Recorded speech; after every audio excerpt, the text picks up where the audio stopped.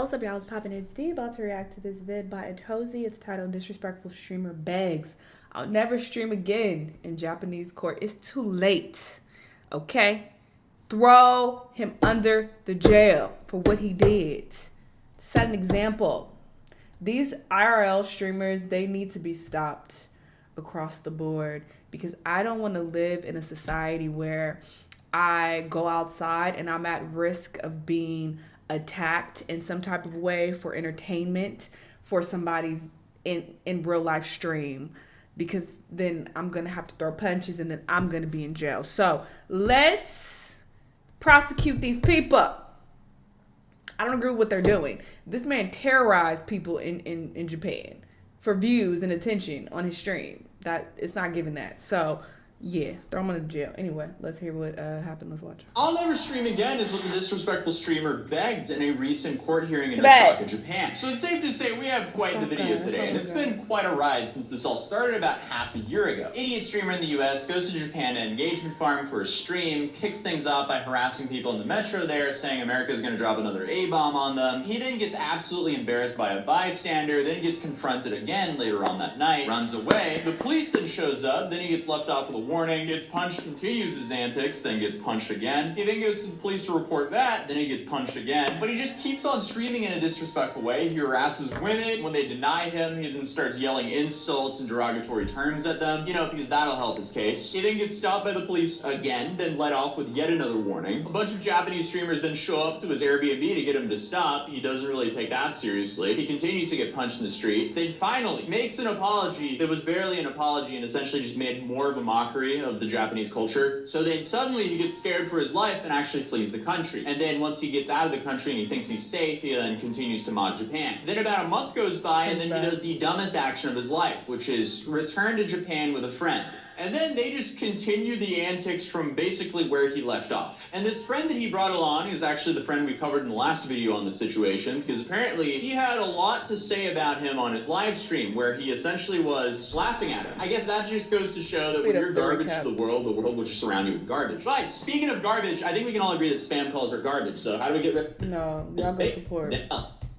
Good, and actually translated the article in this case for us, so check the District Court. And I have it in the video, because we have some massive news about this case. Johnny just had his first court date in Osaka District Court. And I am infinitely grateful one of you guys from Japan actually translated the article in this case for us, so shout out to Chomen. Because here we have an article from the news source Sankei. Nuisance streamer Johnny Somali apologizes under questioning, expresses desire to return to Japan in the future and will never video stream again. Interesting. Okay, so the U.S. nuisance streamer Ismail Ramsey Khalid, known as Johnny Somali, made his first appearance today in Osaka District Court. Charged with obstructing business in Minami, Osaka, by playing music at full blast while streaming video. The defendant Khalid, upon examination by the prosecutor, stated that he apologizes to the people I bothered. I will not video live stream again. I doubt that that's true. Maybe he's done streaming in Japan. Actually, hopefully he's done streaming in Japan after all that. Maybe he'll actually learn his lesson this time. The defendant Khalid stated in regards to the situation at the restaurant, I had been streaming my lifestyle all throughout the day. When the defense attorney asked why he didn't lower the volume or stop streaming when warned by the staff, he explained, I was focused on eating so I could leave the restaurant. What? That just doesn't seem true, because we saw the footage. It doesn't seem like he was focused on eating at all there. To me, it seems like he thought he was pretty much invincible because Japan had still not really given him any repercussions from the months of harassment he did there. So he was just trying to get as much content as possible at the other people's expense. But it says the defendant also expressed words of reflection about his own actions, stating it was shameful conduct on top of expressing a desire to return to Japan again in the future. When asked if he would return to video streaming in the future, he responded, never. Khalid is indicted for forcibly interfering with the staff at the restaurant of Dontobori Chuo Ward in Osaka, which he visited at 1:30 a.m. on September 12th. He played music at full blast while live streaming, even with other customers and staff present. At his arraignment, Khalid said, I do not deny that I live streamed. I regret my actions, so the sound came out automatically, denying the prosecution's accusations. I feel like that's such a BS excuse, because he has a Bluetooth speaker connected to him. He can shut it off if he wants to. But at the end of the day, it's bad business for him to do so, because if he starts shutting off the Bluetooth speaker, that could mean less people will be inclined to donate to him. Because the people donating to him, they want to send him the worst possible message to see how he reacts to the situation and how the people around him reacts to the situation. They want to get him in trouble. That's the whole game. But then we have another article from Yahoo News Japan that went way more into detail on what was said in court. And here it says that the first hearing of Osaka District Court on the 19th of December December 2023, defendant Khalid stated, "I do not deny that I live streamed at the shop, but the sound came out automatically." We briefly said that as well, but here he also denied the prosecution's claim that he was controlling the volume, which is BS because he has full control of the volume. He has full control of the speaker. Again, he can turn it off if he wants to. But the defense lawyer also argued there is no establishment of the crime. When very loud music was transmitted from the phone, the stream's viewers could provide voice reactions, which increased the volume. Therefore, it does not mean that the defendant was the one causing such voices and noises. That is such an interesting argument because he's the one there giving all of these people the platform to play music through him.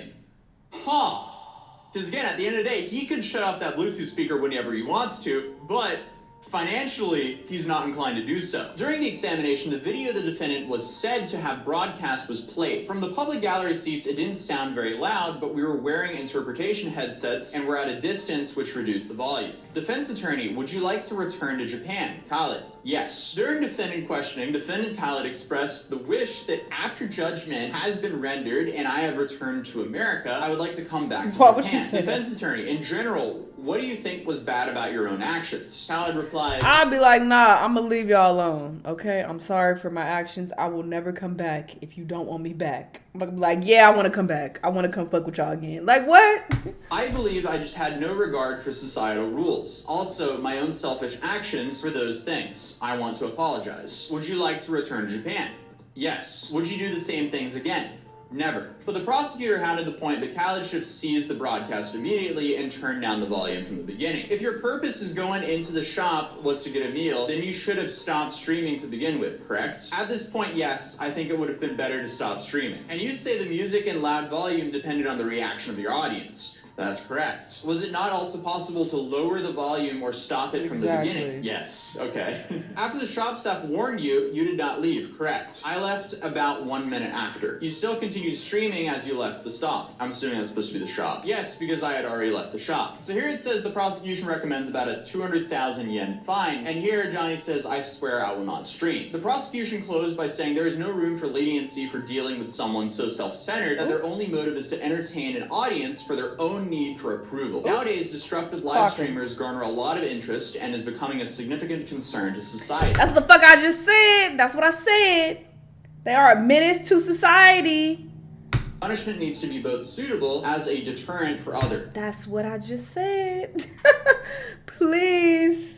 Recommending a 200,000 yen fine, which is something between $1,400 and $2,000. Correction, that is about $1,400. So honestly, that is a very small punishment, but you also have to consider how much time he's actually been behind bars in not the best conditions. But in his final statement, defendant Khalid said, I regret that it ended up like this, and I would like to apologize. Whatever happens in the future, I promise I will not be streaming or making video. I feel like that's just for Japan, because I don't think Johnny's the type to just stop streaming altogether after this. Like, now he has a lot more eyes on him, so he's probably going to want to capitalize on that. And that concluded the first hearing of the trial. The decision will be announced the 10th of January. And they also mentioned in regards to the trespassing stuff and basically everything else he did in Japan on his live stream, they said currently the prosecution have chosen not to pursue indictment, but leaves charges on file if further evidence arises. And that is also interesting because they have all the evidence in the world because he live streamed everything. So at this point, we just gotta wait around until January 10th. It's definitely going to be interesting to see if that last part we mentioned will become relevant in the future again after they give him his fine. Will they rearrest him on those charges now? Who knows? Damn, he been in jail for months at this point. So you get what you get. I don't think they need to give him years, anything crazy like that. I think that would be a bit excessive, but some months and a fine, I think is reasonable. And I highly doubt he will pull this shit again. Well, who knows? He's very dumb because for him to get in trouble, leave Japan, and then come back again, and as they keep warning him, he's just out there still continuing to terrorize them as if nothing was going to happen to him. I don't know if this will be enough to keep him from terrorizing more people. Maybe he'll start terrorizing people in the States. But I guess we'll find out. Y'all let me know what y'all think, though. Let me know what other videos you want to watch, and I'll see you on the next one. Bye.